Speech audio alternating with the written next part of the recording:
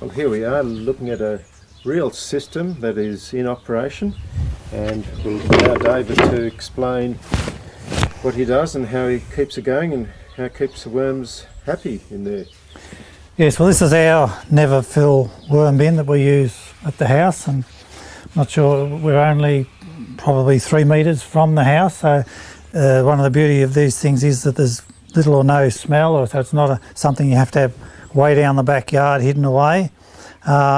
This one has been operating now for about 12 months. We started off, I think we put about 3,000 or 4,000 worms in here, and in that 12 months we're to the stage where we actually haven't taken anything out of the bottom yet, but it's still only 3/4 full, because no matter how much you put in, the worms break it down and it keeps condensing down, so it does take a heck of a lot. And the sort of things that we've got in here, bit of bread, lettuce, Cadbury chocolate, the inside of the toilet roll, Kellogg's cornflakes, muffin boxes, as well as all our fruit and veggie, broccoli, tissues, and if we scrape down just a few, so underneath the paper we can see that it's absolutely teeming with nice fat healthy compost worms. David, is it important to have the food there in different layers, or in a mixture of cardboard or sawdust or something like that together with your kitchen scraps? No, you don't have to have that same emphasis as you do when you're making compost, because the worms are continually working through the whole lot and doing their own mixing.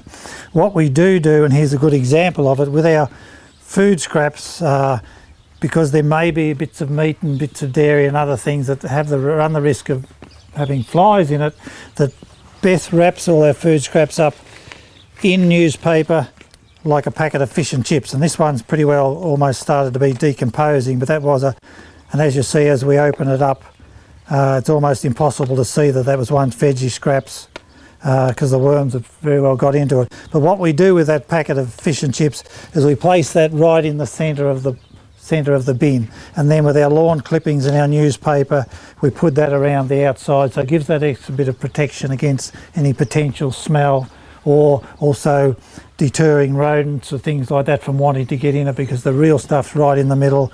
Everything we keep nice and wet. This happens to be just under a drain pipe, so we get rain, it's going to keep it nice and moist, and it's really only in the really hot weather that we actually have to add some more water to it, because it retains the moisture very well. David, when you talk about moisture, what is the requirement as far as keeping how would you know if they need more water? Okay, that's important, Hugo. The rule of thumb is that if you can pick up a handful of the castings or the bedding and squeeze it and get 2 or 3 drops out of it, that's perfect. If you don't get any water out, it means it's a bit dry, and if it goes really squelchy and just falls, then it's obviously a bit wet. But it's best to err on the side of having too moist rather than too dry, because the excess moisture is virtually going to filter through and into the soil around it and fertilise that anyway. But dryness is the big risk. So it's important, if you're not too sure whether you're giving enough water, give it a bit extra. Setting up this type of never fill bin, as you can see here, this is on the east side of the garage, so it's protected from the hot sun in the late afternoon during the summer, plus it's got the advantage of the fruit tree that it's under as well. What I did here to get it started is I just loosened up the soil for just the last 3 or 4 inches of soil, and then just put the box on it, put the worms in on the loose soil, and gave them a feed of food scraps, and away we went. Very simple, nothing special about it, but it is important that you do have that bit of soft soil underneath, that if it does start to create heat in the composting process, they've got somewhere safe to go. It's important. It wouldn't work if you had to put it on concrete or something like that, because they'd have no escape thing. So you need to have access to at least some sort of bare ground. If you're in a situation where you don't have this sort of shade and protection, I've got them in a number of schools where there's virtually nothing there and they're still going all right. What we would recommend though is that people make sure that they keep it nice and wet. So even if it does dry out around the outer, it'll be nice and wet in the middle. The worms will still process that, and then next winter when the whole thing gets wet again, they'll work it to the outside as well. No, it doesn't matter with this. No, you can't overfeed. This is another advantage of these over the plastic ones. You can't overfeed. If you wanted to, you could fill this up tomorrow. The worms would work their way from the bottom to the top. Possibly what they would do would miss some of it as they, in their haste to get to the top. But then what you had there, even if it's semi-processed, would be good enough to put out on your garden, cover it up, and the worms in your garden and the bacteria in your garden would finish it off anyway. So it's a much more less intensive way of having to deal with things. So we actually recommend it. And we've actually had people that have thought they wanted the plastic ones, tried them and come back and said no, should have taken that issue in the first place and got a wooden one. And they'll come back to these. Do you have to have a covering like newspaper over the top of that? No, you don't. It's just the width's quite sufficient. The width, it is quite sufficient. It's just, once again, because you know we buy newspapers every day, so we've got quite a lot of that. And what we will do with the newspaper is, rather than just throw it in wrapped up, just pull the sheets of news, scrunch it up a bit, and then throw it in so that the worms can work their way through it a lot quicker, rather than having a really thick 50 pages of newspaper to work through. And you mix the newspaper in right throughout, or tend to have it to the outside edges? No, just on the outside as it comes, basically. Yes, we just we do spread it around the outside, and Beth will get the cornflakes boxes and just tear it up into smaller bits so it's easy for the worms to work their way through it. You'll hear this a lot: no onion, no citrus, no dairy, no meat. Theoretically that's correct, but unless you've got a large amount, I mean, worms will process meat very quickly, and there are places in India where some of the chicken farms, they only eat the waste from the chicken farms, and they don't even leave the bones. So it's not so much that it's bad for the worms, it's more the fact that is it going to attract rodents and flies and things like that. With the onion, we don't bother scraping, picking out the bits of onion that we may not have used. That all goes in. It's only if you had a large amount of onions, or if you're making up marmalade and had a huge amount of orange peel or something, it would tend to make the whole bedding a bit too acidic. But whilst the worms themselves wouldn't eat that, the bacteria and the fungi that they're creating will break it down. But it's sort of recommended not too much of that, but don't get too fussed about it if there's a little bit goes in, because I'm sure there are some orange peel and bits of onion in there, and there's no noticeable effect. David, would you need to be spreading a form of calcium, lime type of product in very small amounts? We do read from time to time people advocating that. This bin has never had lime. I've never applied lime to any of mine, and I haven't seen any ill effect. Once again, the purpose of the lime is just to neutralise the pH a bit and reduce the acidity. But if you've got plenty of cardboard and newspaper type stuff, that's going to do the same thing. So I haven't found a need to be using lime. That's a good question. Hugh Lovell in particular is a very strong advocate of having clay in when you're mixing making your compost to get the silica into it. We don't specifically put the clay into there, but if you wanted to, I would say it is a good idea. Once again, Hugh's talking about compost and not vermicompost, and there's a lot of things that the worms take care of that doesn't happen in normal compost. But if you wanted to, I do when I'm making my own compost and then feed that to the worms, I do put the clay in it as well. Yes. Good point. Okay, so what we're going to do now is quickly show how to make a bed from scratch, and part of that I'll come and get the shovel and we'll do this and we'll get the worms out of that.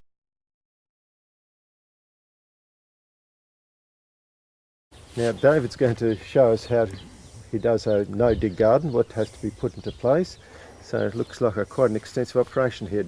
David? Yes, we've got quite a large area here. This used to be all weeds. I just mowed it the other day. We'll just do a section of it, but this is for people that may be in an area of a new housing estate that's on gravel or clay and really don't have any topsoil. And you can make a very fertile garden in a very short space of time. So the first thing we do is we put down some newspaper.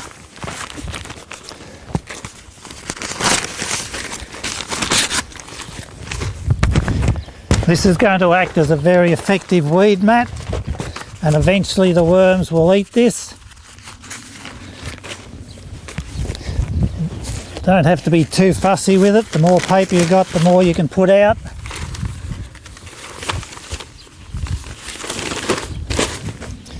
And we'll water it down, and I'm actually using worm tea because that's already going to start to get the biology into our hungry soil.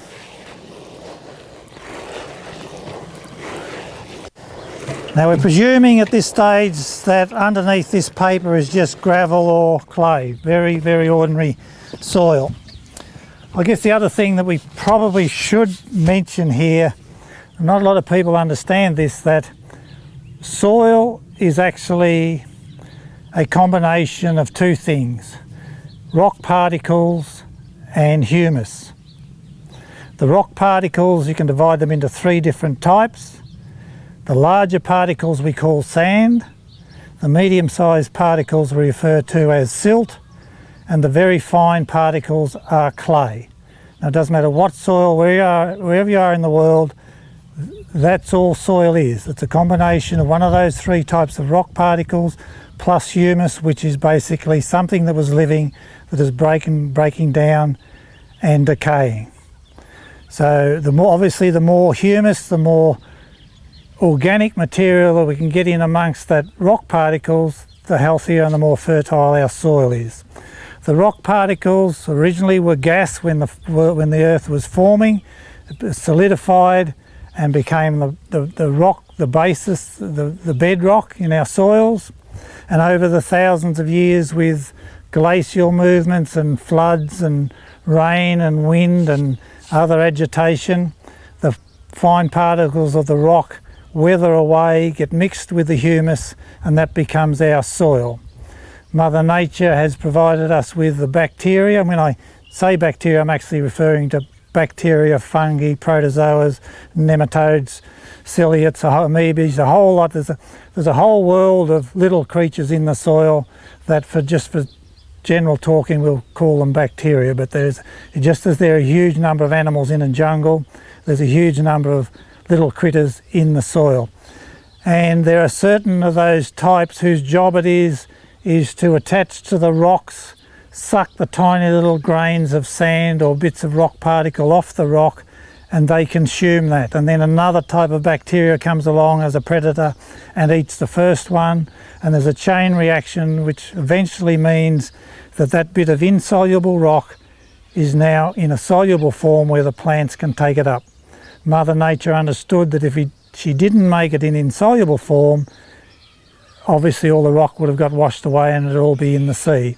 So she's made it in a time-release fashion, that as the bacteria and the biology do their job over the thousands of years, there's any amount of minerals, and Elaine Ingham has said this many times, there's any amount of minerals already in our soil. The problem is that it's in insoluble form, and we need the microbes to change it so that the plant can actually get at it.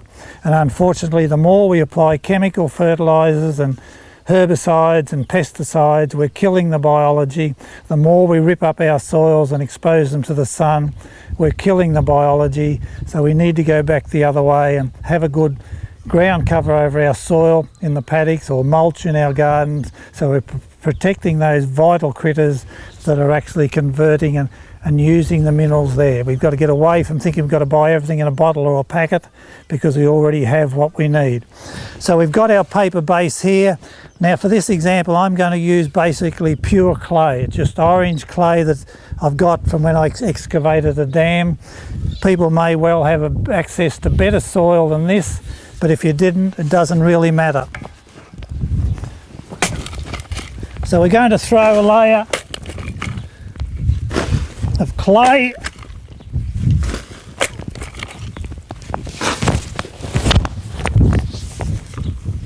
And it is sticky clay. So it can either be somewhere between sand, clay or silt. If you've got silt, that's fantastic. But don't be disheartened if you only have clay. So let's just imagine for time's sake that we've got an area of about 3 inches of clay. The next thing we need is some animal manure, preferably horse or cow. I'm going to throw that on top. You usually don't have to go far into the country to find, or even in the city, you'll find stables or something that'll have bags of horse manure out the front for $1 or $2.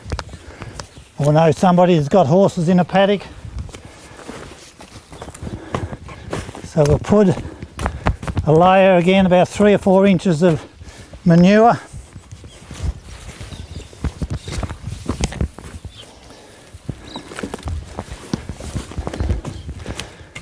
That'll do. Now we're going to introduce our worms. Now you've got 2 choices with your worms. You can go to the hardware store and buy a couple $100 worth of worms, or if you've been smart, you've already got your worm farm going and you've got a free supply. So we're going to go round to our My Never Fill worm farm and get some worms to put in our garden. Dig down into the middle. That's absolutely teeming with worms.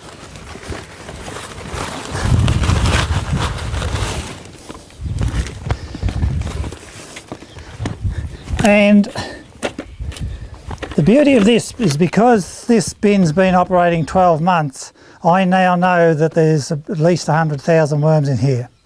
So I can happily take 50,000 out of there, really get my garden going quickly, and knowing that in 2 months' time this is going to be back up to 100,000 again, because they'll double every 2 months.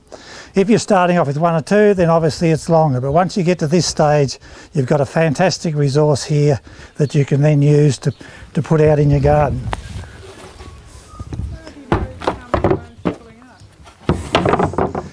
David, how would you know how many worms you've got there? Okay, well, there's 2 ways. The easiest way is to write down how many you started with and then keep track of how long they've been there, so you can get an idea that if you've had them for, let's say you started off with 2,000, you've had them for 3 months, then it's 2, 4, 8, there's probably 12,000 in there. So if you take half of them out, you know you're taking about 6,000. You don't have to be exact by any stretch of the imagination. The other thing is that if you just grab a handful and you see it teeming with worms in a double handful, just count that at about 500 and you've got a rough idea of what you want to do.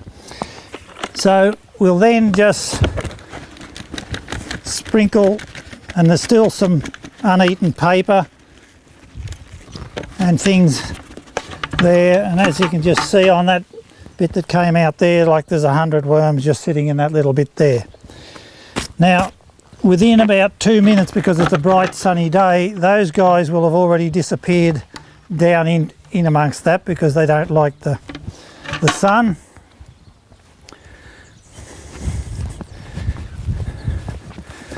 And the last part of the process is to get some straw, preferably pea straw. It's really good.